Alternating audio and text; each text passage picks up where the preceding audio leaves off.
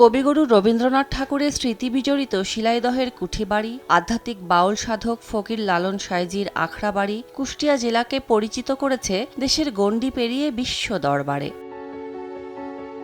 সাহিত্যের কালপুরুষ মীর মোশাররফের জন্মভিটাও এ জেলায়।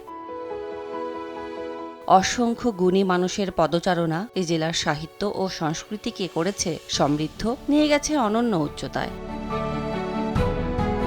কুষ্টিয়া পরিচিতি পেয়েছে দেশের সাংস্কৃতিক রাজধানী হিসেবে। সংবাদপত্রের ইতিহাসও রচিত হয় এ জেলা থেকেই। 1833 সালে সংবাদপত্রের পথিকৃৎ কাঙ্গাল হরিনাথের হাত ধরে গ্রাম বার্তা প্রকাশিকা পত্রিকার যাত্রা শুরু হয় এখান থেকেই। স্বাধীনতার ক্ষেত্রেও রয়েছে এ জেলার অনবদ্য অবদান। কুষ্টিয়া নামটি সারা বাংলাদেশের মধ্যে খ্যাত, এই জন্যে যে কুষ্টিয়ার মানুষের ভাষা খুব সুন্দর। আমাদের সংবাদপত্র জগৎটাকে কিন্তু কাঙ্গাল হরিনাথ মজুমদার যিনি কিন্তু উচ্চ স্থানে পৌঁছে দিয়েছেন। আপনারা জেনে থাকবেন যে 1833 সালে কিন্তু তার প্রকাশিত গ্রামবার্তা প্রকাশিকার মাধ্যমেই শুধু এই কুষ্টিয়া না, সারা দেশের মানুষের কাছে কিন্তু সর্বপ্রথম যে প্রকাশিকা সেটা কিন্তু এই কুষ্টিয়ার থেকে কিন্তু প্রচার শুরু হয়। এই কনসেপশনটা রবীন্দ্রনাথ কিন্তু শুরু করেছিলেন এবং সেটা প্রতিসরই করেছিলেন।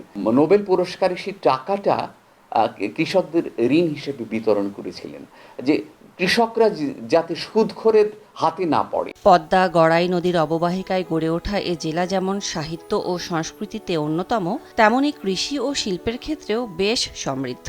দেশের অন্যতম সরু চালের মোকাম রয়েছে এ জেলায়। কৃষির পাশাপাশি তাঁত শিল্পের জন্যও বিখ্যাত এ জেলা। এখানকার তিলের খাজাও বেশ জনপ্রিয় দেশ জুড়ে। ৬টি উপজেলা ও ৫টি পৌরসভা নিয়ে গঠিত ১৬০৮ বর্গ কিলোমিটার আয়তনের এ জেলায় ২২ লাখ জনগণের বসবাস। বাংলা ভাষার শুদ্ধ উচ্চারণ এ জেলার মানুষকে করেছে সবার কাছে জনপ্রিয়।